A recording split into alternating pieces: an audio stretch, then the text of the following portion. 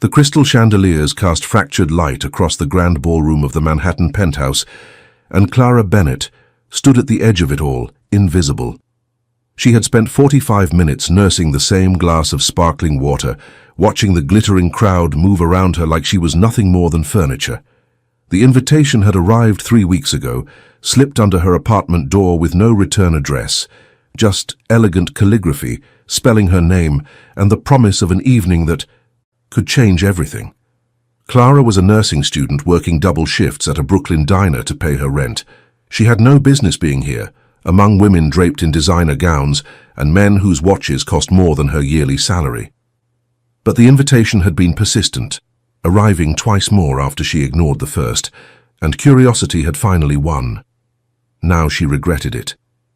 She smoothed the fabric of her thrift store dress, a simple navy blue thing she had altered herself to fit her frame. It was elegant in its simplicity, but here, surrounded by haute couture and diamonds, she felt like a sparrow among peacocks. A woman in red silk brushed past her without a glance, nearly spilling champagne on Clara's sleeve. No apology came, just laughter directed elsewhere at someone more important. Clara set her glass on a passing tray and made her decision. She would leave.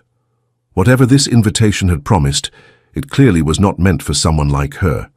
Perhaps it had been a mistake, a wrong address, a name confused with someone who actually belonged in this world. She moved toward the exit, weaving through clusters of conversation that parted around her without acknowledgement. The massive oak doors seemed impossibly far away, and with every step she felt smaller. What she did not know, what she could not possibly have known, was that from the moment she entered, someone had been watching. Dominic Caruso stood on the mezzanine level, half hidden in shadow, his dark eyes tracking the woman in navy blue. He had noticed her immediately, not because of her beauty, though she possessed a quiet kind of loveliness that the painted faces below could never replicate, but because of her stillness. In a room full of performers, she was the only one not performing. He watched her stand alone for nearly an hour, watched the way she observed rather than participated, watched the subtle tightening of her shoulders each time someone looked through her. And he watched now, as she made her way toward the door, her chin lifted despite everything, refusing to let them see her defeated. Dominic was not a man who acted on impulse. He had built his empire through patience, through calculated moves and strategic silences. But something about this woman made him want to break his own rules. He descended the stairs. Clara had almost reached the door when a voice stopped her. "Leaving so soon?" She turned to find a man standing behind her, tall and broad-shouldered, with dark hair swept back from a face that seemed carved from marble. His eyes were the color of storm clouds, and they held an intensity that made her breath catch. "I do not think anyone will notice," she said, surprised by the steadiness of her own voice. Something flickered in his expression. Amusement, perhaps, or something deeper. "I noticed." Clara did not know what to say to that. She was acutely aware of the space between them, of the way the noise of the party seemed to fade into background, static. "I should not have come," she admitted. "I do not belong here." The man tilted his head, studying her with an attention that felt almost physical. "And yet, here you are, in my home." The words took a moment to register. When they did, Clara felt the floor shift beneath her feet. "Your home?" "Dominic Caruso," he said, extending his hand. "I am the host of this evening's gathering." Clara stared at his hand, like it might burn her. The host, the mysterious figure whose name had been whispered throughout the room with a mixture of reverence and fear. She had assumed he was some corporate titan, some Wall Street king. But the way people spoke of him, the careful deference in their voices, suggested something else entirely. She took his hand. His grip was firm but careful, and he held on a fraction longer than necessary. "Clara Bennett." "I know who you are." Her heart stuttered. "How?" "I sent the invitation." The admission hung between them, heavy with implication. Clara pulled her hand back, her mind racing. "Why, we have never met. I am nobody." Dominic's expression shifted, something like pain crossing his features before it was smoothed away. "You are not nobody. You are the woman who saved my mother's life." Clara blinked. "I do not understand." 6 months ago, Bellevue Hospital. An elderly woman was brought in after a heart incident. The doctors had written her off, but a nursing student on rotation refused to give up, stayed with her through the night, held her hand and talked to her until she stabilized. The memory surfaced slowly. Mrs. Romano, the frail woman with silver hair and kind eyes who had gripped Clara's hand and whispered prayers in Italian. "That was your mother?" "That was my mother. She speaks of you often. The angel in blue, she calls you." Clara felt tears prick at her eyes. She had thought of Mrs. Romano many times since that night, had wondered if she was still alive, still fighting. "I was just doing my job." "No." Dominic's voice was soft but certain. "You were doing far more than that. You gave her hope when no one else would. You gave her a reason to keep breathing." Clara did not know how to respond. She had never expected to see any of those patients again, never expected her small acts of kindness to ripple outward into anything larger. "I wanted to thank you," Dominic continued, "to give you a night of beauty and celebration. But I see now that this world is not kind to those who deserve kindness. Most," he gestured at the glittering crowd behind them, and for the first time Clara saw contempt in his eyes. "These people," he said quietly, "they see only surface, only status. They looked at you and saw nothing, because they are nothing." Clara should have been offended on their behalf. Instead, she felt something warm bloom in her chest. "I should still go," she said, though the words felt less certain now. "Stay." It was not a command. It was a request, offered with a vulnerability that seemed foreign to a man who radiated power. "Why?" "Because I would like to know you, Clara Bennett, the woman beneath the angel." In that moment, standing at the threshold between two worlds, Clara made a choice that would change everything. She did not know that Dominic Caruso was one of the most powerful men in New York's criminal underworld. She did not know that his empire stretched from the docks of Brooklyn to the boardrooms of Manhattan. She did not know that choosing to stay would entangle her in a web of danger and devotion she could never have imagined. All she knew was that for the first time all evening, someone was looking at her like she mattered. "1 hour," she said. Dominic smiled, and it transformed his face from intimidating to almost boyish. "1 hour. Let me show you my home properly, without the vultures." He offered his arm, and after a moment's hesitation, Clara took it. They slipped through a side door, leaving the party behind, and entered a quieter wing of the penthouse. The private quarters were nothing like the ostentatious ballroom. Here the decor was warm and lived in, with bookshelves lining the walls and soft lighting casting golden shadows. Clara noticed photographs on a side table, a younger Dominic with his mother, an older man who must have been his father, a little girl with wild curls and a gap-toothed smile. "My niece," Dominic said, following her gaze. "Isabella. She is 7 years old and entirely convinced that she runs this family." Clara laughed, the sound surprising her. "She sounds wonderful." "She is. She is also the reason I do what I do." Clara looked at him, waiting for him to elaborate, but he simply moved to a small bar and poured 2 glasses of something amber. "Water is fine," she said.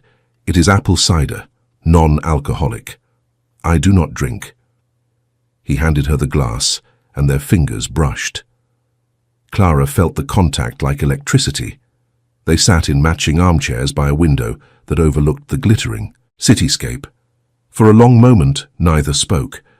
The silence was comfortable, unmarked by the tension Clara would have expected. "Tell me about yourself," Dominic said finally. "Not what you do, but who you are." No one had ever asked her that before. Clara found herself talking, really talking, in a way she had not done in years. She told him about growing up in a small Ohio town, about losing her parents in a car incident when she was 16, about the aunt who had taken her in and encouraged her dream of becoming a nurse. She told him about moving to New York with nothing but a suitcase and hope, about the struggle to survive in a city that devoured the unprepared, about the nights she had cried herself to sleep, wondering if she had made a terrible mistake. Dominic listened without interruption, his attention unwavering. When she finished, he was quiet for a moment. "You have known pain," he said. "Real pain.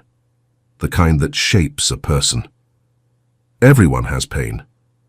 Not everyone carries it with such grace."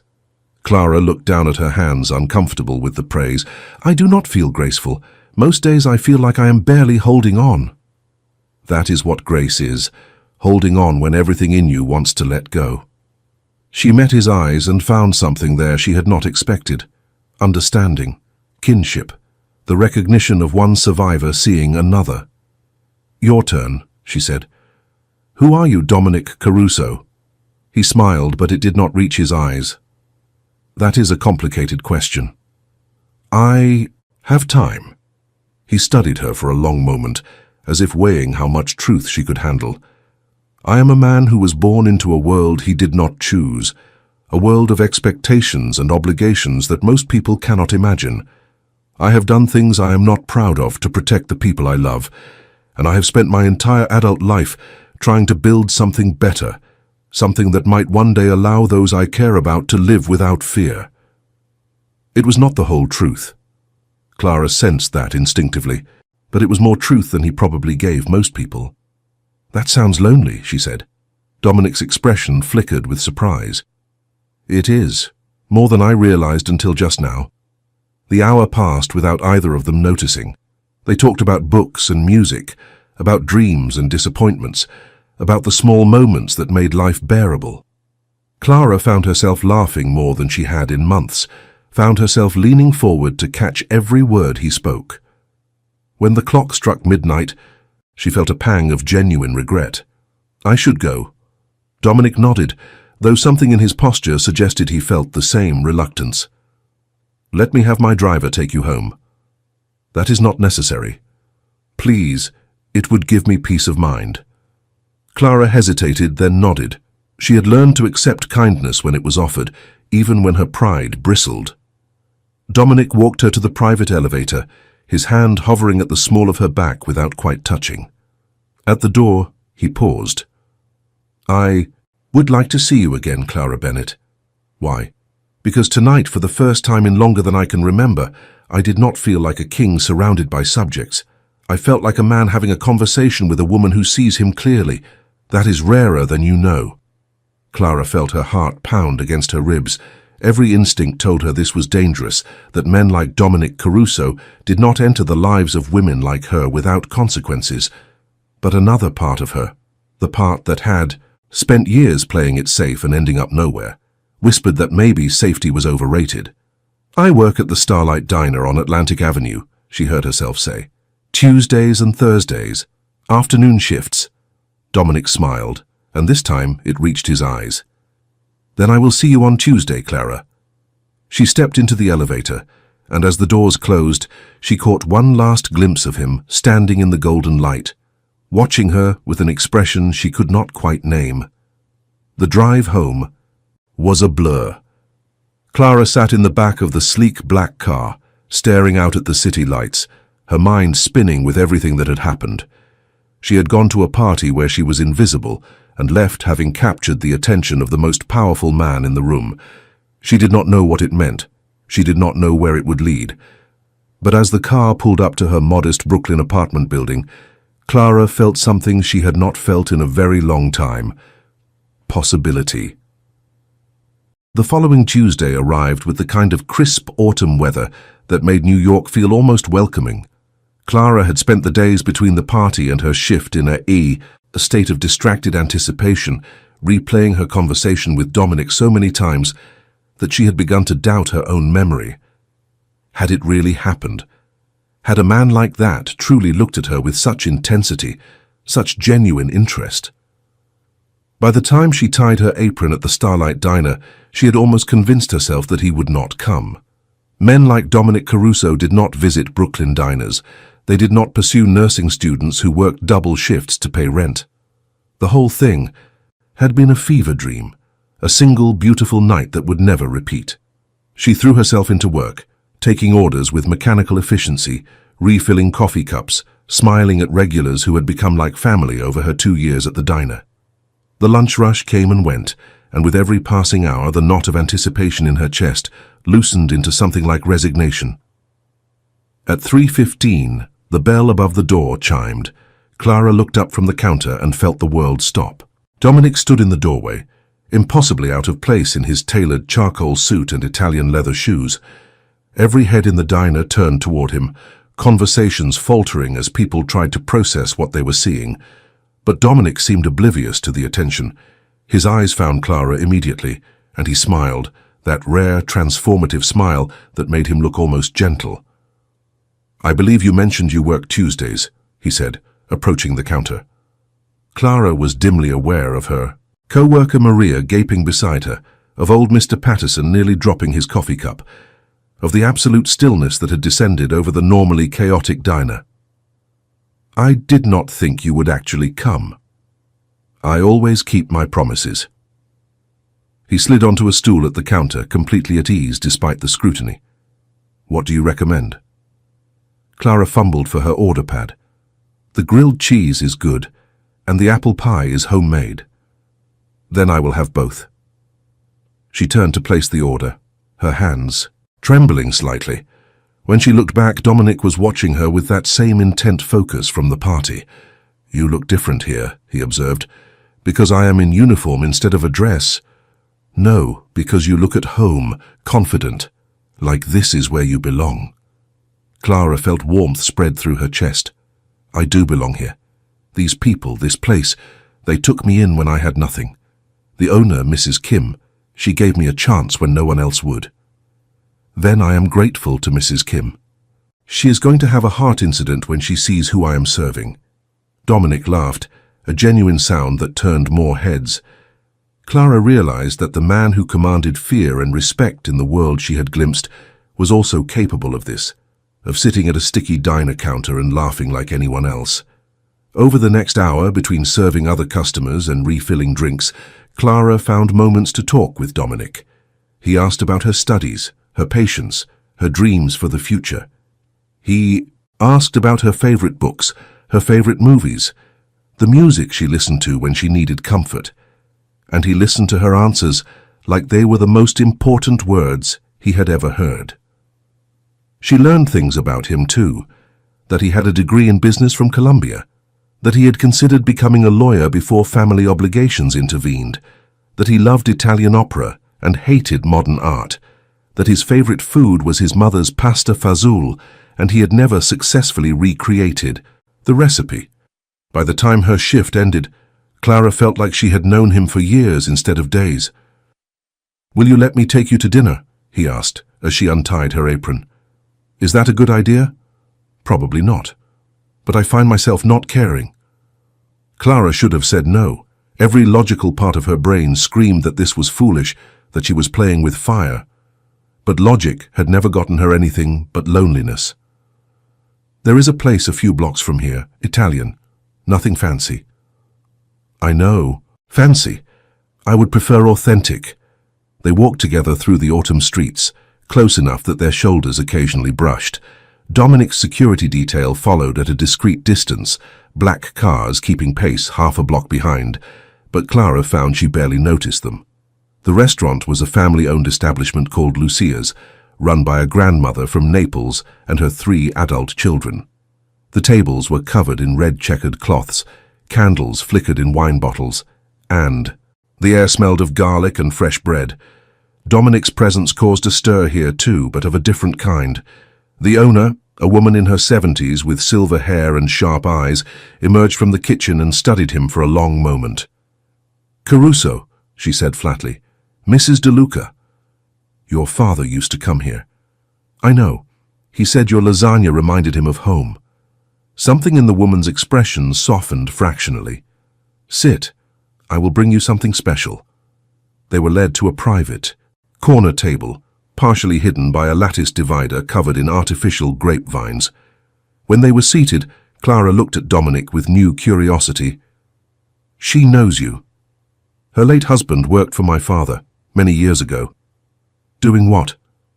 Dominic held her gaze. Things I am not proud to speak of. Clara absorbed that.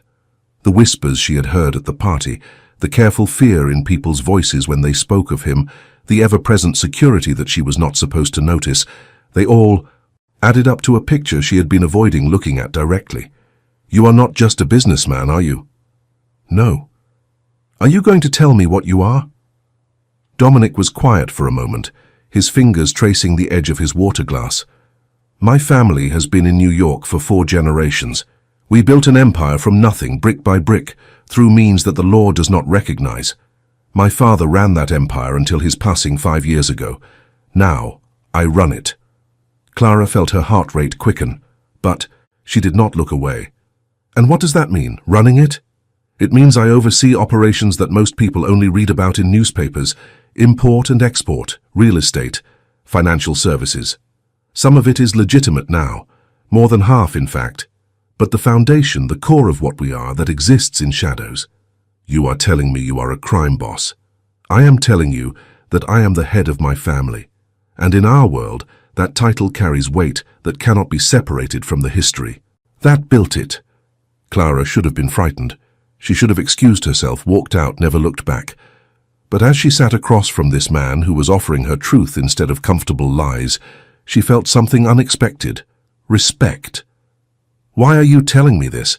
Most people in your position would hide it. Because you deserve to know what you are getting involved with. Because my mother raised me to believe that deception is the cruelest form of disrespect. And because if you choose to walk away after tonight, I would rather it be based on truth than on a fantasy that would eventually crumble. Mrs. DeLuca arrived with plates of food neither of them had ordered, antipasto and fresh bread, and the interruption gave Clara a moment to think. When the woman left, Clara picked up a piece of bruschetta and took a bite, buying herself another moment. You said more than half your business is legitimate now. Is that changing? Dominic nodded. It is my life's work to make it. So, by the time my niece is grown, I want her to inherit an empire that operates entirely within the law. I want her to never have to make the choices I have made. And what about until then? Until then, I do what is necessary to keep my people safe, to protect those who depend on me. Some of those things would make you think less of me. I work in emergency medicine, Clara said quietly. I have held the hands of people who have done terrible things. I have watched them cry for their mothers. I have learned that no one is only one thing. Dominic stared at her like she had said something miraculous. You are not what I expected, Clara Bennett. What did you expect? Fear. Judgment. The same reactions I have received my entire life. I have enough fear in my life without adding more, and I am in no position to judge anyone. Dinner continued in a lighter vein, though the weight of what had been shared remained present. Clara learned that Dominic's father had been a harsh man, that his mother had been the one to teach him gentleness, that he had a younger sister who had died in an incident before his niece was born, that little Isabella was his sister's child, left in his care when she had no one else. She learned that he read philosophy to fall asleep, that he woke at 5 every morning to exercise, that he had never taken a vacation in his adult life, that the closest he came to peace was visiting his mother on Sundays and letting her fuss over whether he was eating enough. And Clara found herself sharing things too, the nightmares she still had about her parents' passing, the guilt she carried for surviving when they did not, the way she threw herself into work because stillness felt too much like drowning. By the time they left the restaurant, the sky had turned to velvet and the streets had emptied. Dominic's car appeared as if by magic, but he waved it off. Walk with me?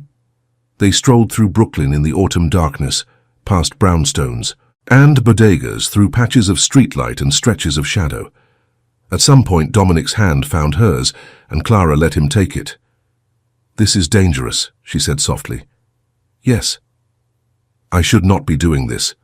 No. But I do not want to stop. Dominic stopped walking and turned to face her. In the dim light, his features were half hidden, but his eyes burned with intensity. Neither do I.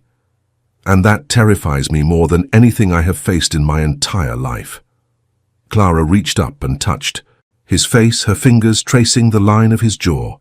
He closed his eyes at the contact, and she saw vulnerability there that she suspected very few people had ever witnessed.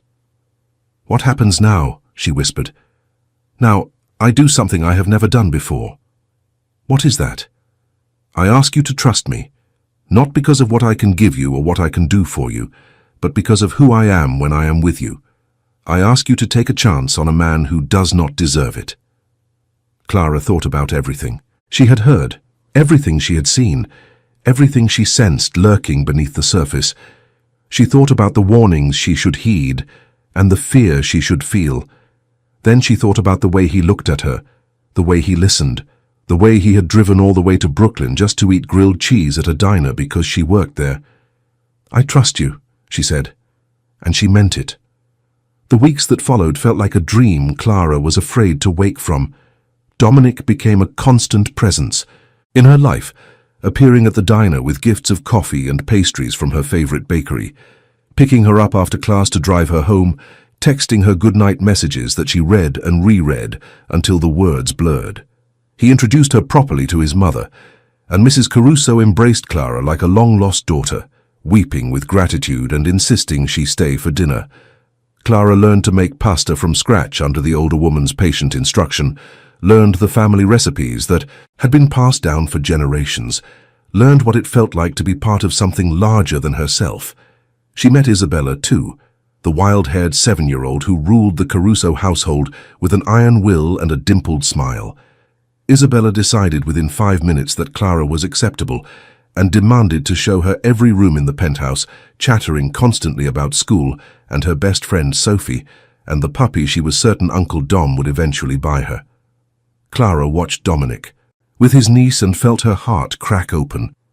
The dangerous man she had heard whispered about transformed completely in Isabella's presence, getting down on his knees to examine her crayon drawings with serious attention, letting her paint his nails a garish pink, reading her bedtime stories in silly voices that made her giggle uncontrollably. "She loves you," Clara observed one evening, after Isabella had finally been convinced to go to sleep. "She is the best thing in my life. Her and my mother. Everything I do for them." Clara understood then, truly understood what drove him. It was not power or greed or the thrill of danger. It was love, fierce and protective, and willing to walk through fire to keep those he cherished safe. She began to see his world more clearly. The men who surrounded him were loyal because he had earned that loyalty, not through fear, but through fairness. He remembered their children's birthdays, visited their wives when they were sick, made sure their families were provided for. The empire he ran was brutal in its origins, but operated now with a code of honor that the legitimate world often lacked. Of course, there were shadows she could not ignore. Dominic was careful to keep the darker aspects of his business away from her, but Clara was observant. She noticed the late-night phone calls that made his jaw tighten. She noticed the bruises his men sometimes carried, quickly hidden and never explained. She noticed the way certain names made the room go cold. One evening, 6 weeks into their relationship, Clara arrived at the penthouse to find Dominic in his study, standing at the window with his back to the door. His posture was rigid, his reflection in the glass showing an expression she had never seen before. "What happened?" He did not turn. "Nothing you need to worry about." "Dominic." Her tone made him look at her then, and she saw exhaustion in his eyes and something that might have been grief. "One of my men was hurt. Tonight." "Marco?" "He has 2 children under 5. His wife is 7 months pregnant with their 3rd. Clara crossed to him without thinking, wrapping her arms around his waist and pressing her cheek to his back. "Will he be all right?" "He will recover." But the men who hurt him, they were sending a message. To me. What kind of message? Dominic turned in her arms, pulling her close. That there are those who want what I have built, and they are willing to hurt innocent people to take it. Clara felt fear then, cold and sharp, but she did not let go. "What will you do?" "What I have always done," Protect my people, whatever that requires. She did not ask what that meant. She was not sure she wanted to know. But she understood, in that moment, that loving Dominic Caruso meant accepting that his world operated by different rules, and she had to decide if she could live with that. Over the following days, Clara noticed changes. Security around the penthouse doubled. Dominic's phone calls became more frequent, his meetings longer. He insisted she move into a guest room at the penthouse, citing safety concerns, and though Clara resisted at first, the genuine worry in his eyes convinced her. Living in close quarters with Dominic revealed new dimensions of him. She saw how little he slept, how heavily responsibility weighed on him, how desperately he craved moments of normalcy that his position rarely allowed. She saw him pace the halls at 3 in the morning, saw him sit by Isabella's bed for hours after nightmares, saw him hold his mother's hand during Sunday dinners, like he was memorizing the feeling. She fell deeper in love with every revelation. One night, unable to sleep, Clara found him in the library, surrounded by old photographs spread across a mahogany desk. He looked up when she entered, and for once he did not try to hide the pain in his eyes. "Who are they?" she asked, settling into the chair beside him. "My father, my sister, people who are gone, now." Clara picked up a photograph of a young woman with Dominic's eyes and Isabella's smile. She was beautiful. Valentina. She was 5 years younger than me. The light of our family. What happened to her? Dominic was quiet for a long moment. She fell in love with the wrong man, a man who seemed kind but was hiding darkness. By the time we realized how dangerous he was, it was too late. Clara felt tears prick her eyes. "I am so sorry. I failed her. I was supposed to protect her, and I failed. It is a mistake I will never make again." Clara understood then why he was so careful with her, so insistent on knowing where she was and who she was with. It was not control, it was terror of losing someone else he loved. She took his hand. "You are not going to lose me. You cannot promise that. I can promise that I am not going anywhere. That whatever comes, I want to face it with you." Dominic looked at her like she had offered him salvation. "Why? Why would you choose this life? You could have anyone, Clara. Someone normal, someone safe. I do not want safe, I want you. All of you, including the parts you think are too dark to love." He kissed her then, soft and desperate and full of unspoken words. And Clara knew that there was no going back. She had chosen her path, and it led directly into the heart of his storm. The next weeks brought both joy and tension. Clara continued her studies, supported by Dominic's quiet insistence on paying her tuition despite her protests. She grew closer to Mrs. Caruso and Isabella, becoming part of the fabric of their daily lives, and she learned to navigate the strange reality of loving a man whose phone calls could end with casual discussions of violence. She also learned that enemies were circling. The attack on Marco had been the beginning, not the end. A rival organization, led by a man named Victor Castellano, was making aggressive moves into Caruso territory. There were confrontations Clara heard about only in fragments, late-night discussions between Dominic and his lieutenants that stopped whenever she entered the room. She tried not to let fear consume her. She focused on her patients, on her studies, on the small moments of happiness that still existed. But the shadow of danger grew darker with each passing day. One afternoon, Clara was leaving the hospital after a shift when she noticed a black car that did not belong to Dominic's fleet parked across the street. A man leaned against it, watching her with cold eyes. She called Dominic immediately. 15 minutes later, she was surrounded by his men, whisked into an armored vehicle and driven to the penthouse at high speed. Dominic was waiting when she arrived, his face pale with barely controlled rage. "Did he approach you? Did he say anything?" "No, he just watched." Dominic pulled her into his arms, holding her so tightly she could barely breathe. "This is my fault. I brought you into this world, and now they are using you to get to me." It is not your fault. I chose this. You chose love. You did not choose to become a target. Clara pulled back to look at him. What are we going to do? We are going to end this. Castellano has been a threat for too long. It is time to remind him why the Caruso family has survived for a century. There was something in his voice, something cold and final, that made Clara's blood chill. But she did not try to talk him out of it. She understood, perhaps for the first time, that mercy had limits, and that protecting the people you loved sometimes required becoming the monster others feared.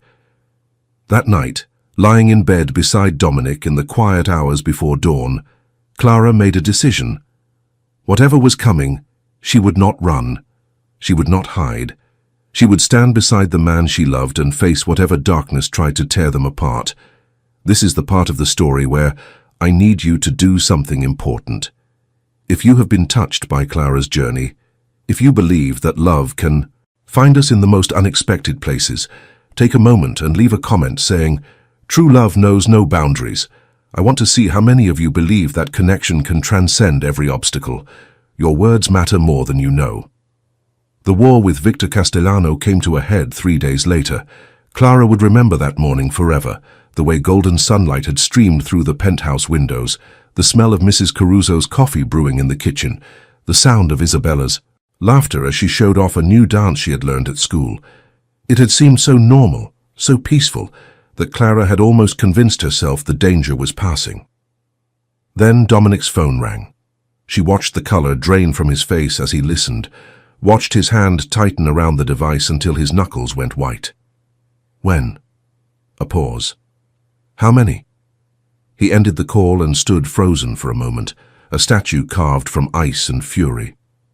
What happened? Clara whispered. Castellano made his move. He took 3 of my warehouses overnight, injured 12 of my men. He looked at her, and behind the rage she saw fear. He also sent a message, photographs of you, Clara, leaving work, walking to the diner, sitting in the park near your apartment. He knows everywhere you go. Clara felt the floor drop out from under her. What does he want? Me, my territory, my empire, and he thinks threatening you will make me weak. Will it? Dominic crossed to her in 2 strides, cupping her face in his hands. It makes me more dangerous than he can possibly imagine. No one threatens the people I love. No one. The days that followed were a blur of activity and tension. Clara was confined to the penthouse, her movements restricted, her every moment watched by a rotation of guards. She chafed at the confinement but understood its necessity. Dominic came and went at odd hours, each time looking more exhausted, more burdened by the weight of what was happening. She tried to help where she could. She comforted Mrs. Caruso, who prayed constantly and lit candles to saints Clara did not know. She distracted Isabella with games and stories, shielding the little girl from the fear that permeated every corner of their world. She made sure Dominic ate when he forgot, slept when he could, felt her love even when words failed. On the 4th night, Dominic came to her room just past midnight. His shirt was torn, his knuckles raw, and there was a cut above his eye that made Clara's nursing instinct surge.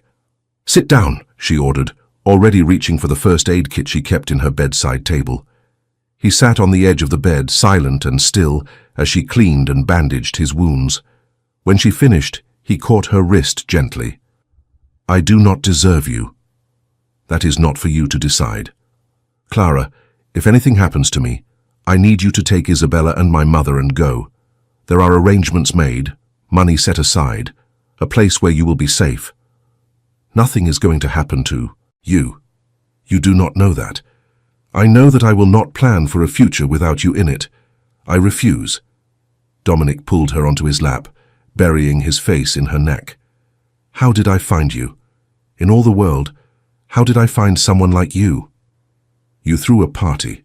I crashed it. Here we are." He laughed despite everything, a broken sound that was half sob. Clara held him tighter, wishing she could absorb his pain, wishing she could fight his battles for him. "Tell me we are going to survive this," she whispered. "We are going to survive this, And when it is over, I am going to marry you, Clara Bennett. In a church with my mother crying in the front row and Isabella throwing flowers. I am going to make you my wife, and I am going to spend the rest of my life earning the gift of your love." Clara felt tears slide down her cheeks. "Is that a proposal?" "It is a promise. The proposal comes when I can give you the ring you deserve, when I can kneel before you without enemies at our door. I do not need a ring, but you will have one. You will have everything, I swear it." They held each other through the long night, speaking of the future as if speaking it could make it real. Clara learned that Dominic wanted 4 children, a house upstate with room for horses, Sunday dinners large enough to need 2 tables. She told him she wanted to open a clinic for underserved communities, wanted to grow old arguing about whose turn it was to cook, wanted to watch their grandchildren play in a garden she had planted herself. By dawn, they had built a whole life together in words, and both of them were determined to live long enough to make those words reality. The confrontation with Castellano came 2 days later. Clara was not present for what happened, but she pieced together the story from fragments and whispers. Dominic had arranged a meeting, ostensibly to negotiate, but Victor Castellano had never intended to talk. He had come with armed men, with violence in his heart, with plans to end the Caruso line once and for all. What he had not counted on was the loyalty Dominic inspired.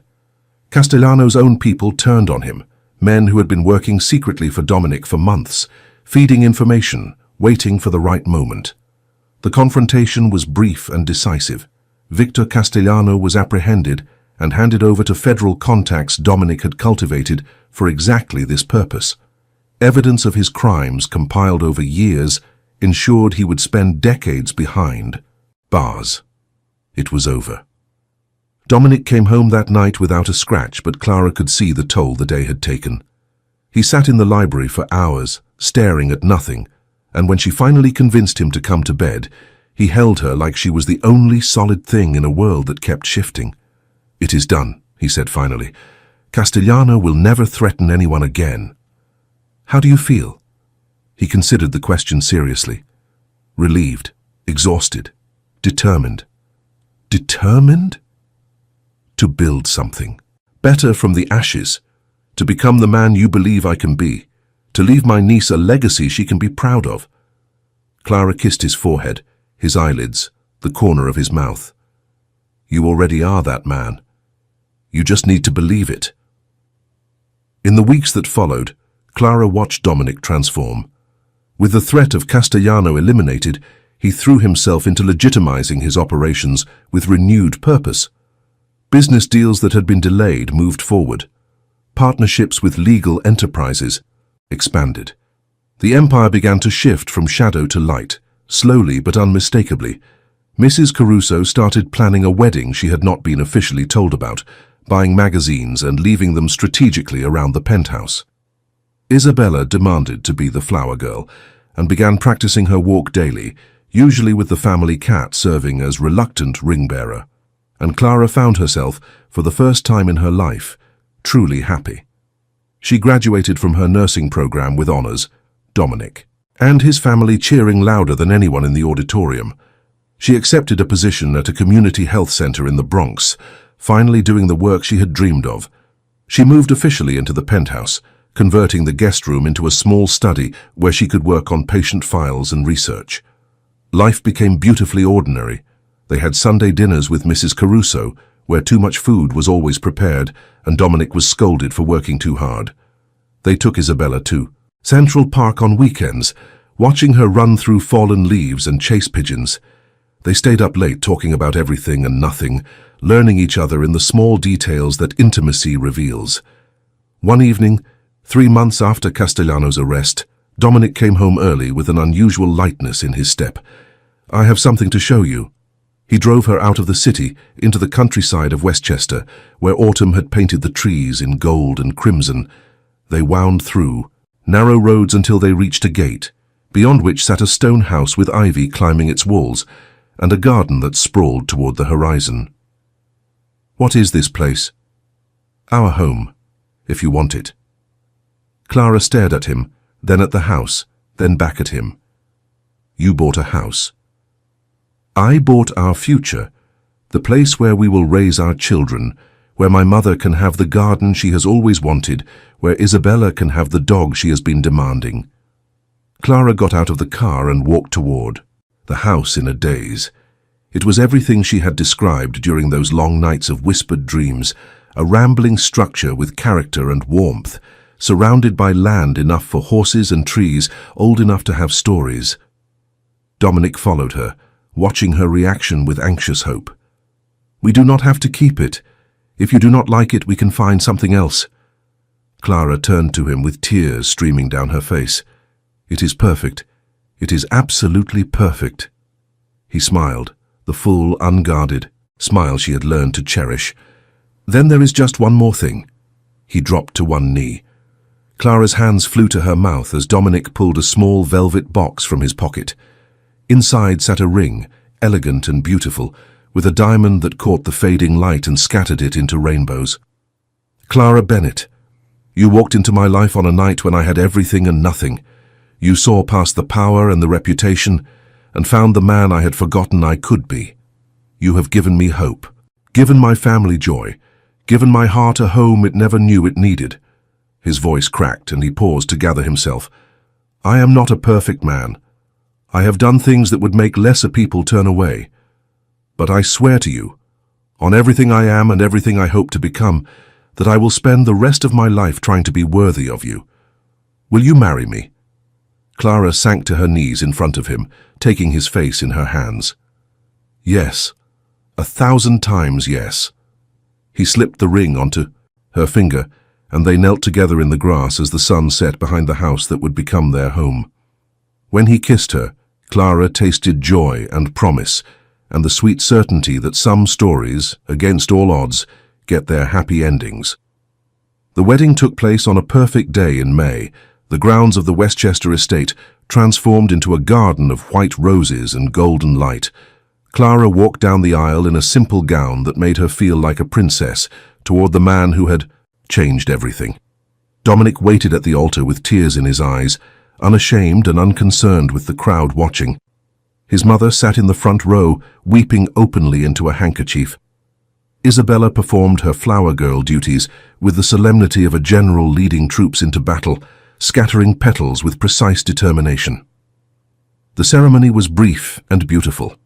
They spoke vows they had written themselves, promises of partnership and patience, of laughter and loyalty, of building a life that honored both the darkness they had survived and the light they had found in each other. When the officiant pronounced them husband and wife, the cheer that rose from the gathered guests shook the trees. Dominic kissed Clara like the world was ending and beginning all at once, and she kissed him back with equal fervor, not caring who saw. The reception was everything Mrs. Caruso had dreamed of.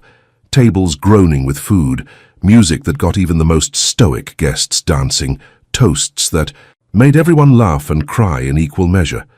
Clara danced with her new husband, with his mother, with little Isabella standing on her feet and giggling as they swayed. Late in the evening, as the party wound down and guests began to drift away, Clara found a quiet moment alone on the terrace. The garden stretched before her, moonlit and magical, and she allowed herself to simply breathe. Dominic found her there, as he always did. "Mrs. Caruso," he said, wrapping his arms around her from behind. "How does it feel?" "Like a dream I'm afraid to wake from." "Then let us never wake up." They stood together in comfortable silence, watching the stars emerge one by one. "I have been thinking," Dominic said eventually, "about the future. We have a lot of future to think about. I want to accelerate the transition, get out of the remaining shadow businesses within the year, not 5. I want to be completely legitimate before our first child is born." Clara turned in his arms. "Our first child? Unless you have objections." She smiled, a secret playing at the corners of her lips. "As it happens, we may need to accelerate that timeline." Dominic went very still. "Clara, I was going to tell you tomorrow. Make it romantic. But I cannot wait." She took his hand and pressed it to her stomach. "You are going to be a father." For a long moment, Dominic did not react. Then his face crumpled, and he pulled her into an embrace so tight she could barely breathe. "Are you certain?" "I confirmed it yesterday, about 8 weeks along." He pulled back to look at her, his eyes bright with tears. "A baby, our baby, our baby." He laughed, a wild, joyful sound, and swung her in a circle that made her shriek and cling to his shoulders. When he set her down, he was already talking rapidly. "We need to find the best doctors, and redesign the nursery, and hire additional security, and tell my mother immediately, because she will never forgive us if she finds out we knew at the wedding and did not share. Dominic. And we should probably move the transition timeline up even more, maybe 6 months instead of a year. Dominic. And Isabella will be so excited. She has been asking for a baby since she learned where they come from, which was a very awkward conversation, by the way." "Dominic," he stopped, finally meeting her eyes. "Breathe," she said gently. "We have time. We have so much time." He exhaled slowly, then smiled with a wonder that made him look like a boy. "I love you, Clara, more than I have ever loved anything." "I love you too. Now let us go tell your mother before she guesses on her own." Mrs. Caruso's reaction was exactly what they expected: tears and prayers and immediate phone calls to every relative within shouting distance. Isabella's reaction was even better: a shriek of joy followed by a detailed list of names she considered acceptable, none of which were traditional. The months of pregnancy passed in a blur of happiness and preparation. Clara continued working at the clinic until her 7th month, finally allowing herself to rest only when Dominic's concern became impossible to ignore. They finished renovating the Westchester house, creating a nursery painted in soft yellows and filled with more stuffed animals than any child could possibly need. Dominic kept his promise about the business. By the time Clara entered her 3rd trimester, the last of the shadow operations had been closed or sold. The Caruso empire was, for the first time in its century-long history, entirely legitimate. It was a transformation that had seemed impossible when they first met, but love had a way of making the impossible achievable. Their daughter was born on a snowy December morning, delivered in a private suite with Dominic holding Clara's hand through every moment. She was perfect, a tiny bundle of warmth and wonder, with her father's dark hair and her mother's stubborn chin. They named her Valentina, after the sister Dominic had lost. Mrs. Caruso wept for hours when she heard. Bringing Valentina home to the Westchester house felt like completing a circle. Clara stood in the nursery, holding her daughter against her chest, watching snow fall outside the window, and marveled at how far she had come. A year and a half ago, she had been a struggling student invisible at a party. Now she was a wife, a mother, part of a family that had chosen her as fiercely as she had chosen them. Dominic appeared in the doorway, having finally convinced his mother to stop fussing and rest. "She is asleep." "Finally. Your mother wanted to hold her for another hour." "My mother would hold her forever if we let her." He crossed to join them, wrapping his arms around Clara and their daughter, creating a circle of warmth against the winter cold. "Thank you," he murmured into Clara's hair. "For what?" "For giving me this. All of this. A life I never thought I could have." Clara leaned back against him, feeling the steady rhythm of his heart. "We gave it to each other." They stayed that way as the snow fell and the house settled into peaceful silence. Outside, the world continued its chaos, its struggles, its endless cycle of joy and sorrow. But here, in this moment, there was only love and the promise of all the years stretching ahead.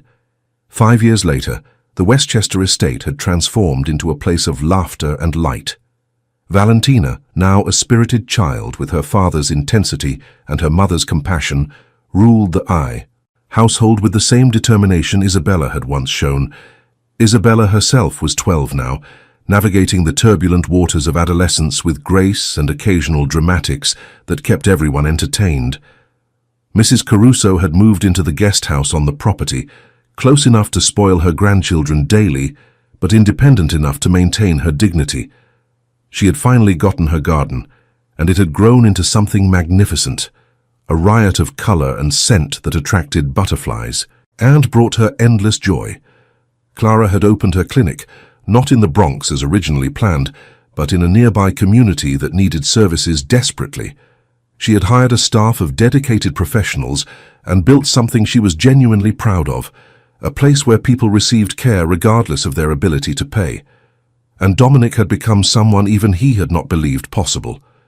The legitimate business empire he had built employed thousands and contributed millions to charitable causes. He sat on boards of hospitals and universities, his name now associated with philanthropy rather than fear. The whispers that once accompanied him had faded, replaced by respect earned through years of honest work. But he was still the man who had protected her from the beginning, still capable of the fierce devotion that had first made her love him. On the morning of their 5th anniversary, Clara woke to find him already up, standing at the window watching the sun rise over the hills. She joined him, slipping her hand into his. "What are you thinking about? That night at the party, how you almost walked away." "I did walk away. You stopped me." "What if I had not?" Clara considered the question seriously. "Then I would have gone home to my tiny apartment and eaten leftover Chinese food and fallen asleep watching reruns. And I would have spent my whole life not knowing what I was missing." Dominic turned to face her, his expression soft. "I would have found you eventually. I'm certain of that. Our paths would have crossed again. You cannot know that. I can, because I believe that some people are meant to find each other. No matter how long it takes, no matter how many wrong turns they make, they find their way home." Clara smiled and rose on her toes to kiss him. "Happy anniversary, husband." "Happy anniversary, wife." Their celebration was quiet, by choice, a family dinner with everyone they loved gathered around the table. Mrs. Caruso made her famous lasagna. Isabella presented a scrapbook she had been secretly compiling for months, filled with photographs and memories from every year of Clara and Dominic's relationship. Valentina sang a song she had learned in school, only slightly off-key, and received a standing ovation. Later, after the children were in bed and the house had settled into sleepy quiet, Clara and Dominic walked through the garden in the moonlight.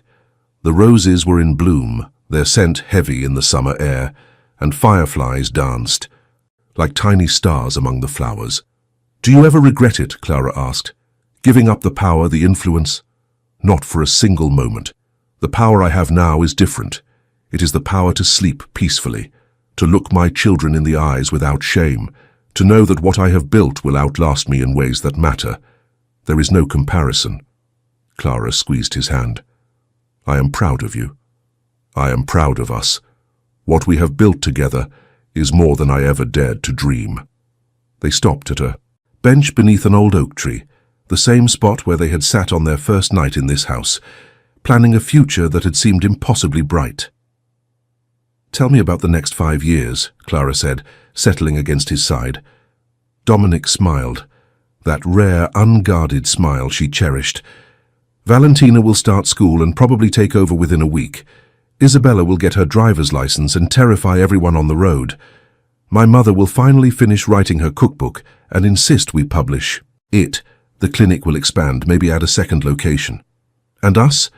We will grow older together. We will argue about small things and agree about important ones. We will watch our children become people we are proud of. We will have good days and hard days and ordinary days that somehow become the most precious of all." Clara felt tears prick at her eyes, not from sadness but from the overwhelming rightness of everything. "I want that. All of it. Then it is yours. It is ours." They sat in comfortable silence as the moon traced its arc across the sky. Somewhere in the house, a light flickered on and off, probably Isabella sneaking a late-night snack. In the distance, an owl called to its mate. The world continued its eternal turning, indifferent and beautiful and full of possibility. Clara thought about the woman she had been, invisible at a party full of strangers, certain she did not belong. She thought about all the moments that had brought her here, the choices and chances and acts of courage she had not known she possessed. She thought about the man beside her, The man who had seen her when no one else did, who had chosen her and kept choosing her every day since. "Thank you," she said softly. Dominic looked at her. "For what?" "For seeing me. That first night when everyone else looked right through me, you saw me. How could I not? You were the only real thing in a room full of pretenders, the only honest heart in a sea of masks. I was terrified. I know. I watched you tremble. And I watched you lift your chin anyway, watched you refuse to let them break you. That is when I knew." "Knew what?" "That you were exactly what I had been waiting for my entire life." Clara turned to face him fully, taking both his hands in hers. "I love you, Dominic Caruso. I loved you when it was dangerous, and I love you now that it is peaceful. I will love you when we are old and grey and cannot remember where we put our reading glasses. I will love you forever." Forever is a long time. Not long enough. He kissed her then, tender and deep, a promise renewed in the silver moonlight. And when they finally walked back to the house, hand in hand, Clara knew with absolute certainty that she was exactly where she was meant to be. The story that had begun with invisibility had ended with a love so visible it lit up everything it touched. The woman who had walked away from a lavish party had found something no amount of money could buy. The man who had built an empire from shadows had learned that the greatest power was simply being seen and loved for who he truly was. And they lived not happily ever after, because that is the stuff of fairy tales, but fully, with all the mess and magic and mundane miracles that make up a real life, with arguments that ended in laughter and challenges that made them stronger and moments of grace that took their breath away. They lived and they loved, and they built something that would outlast them both.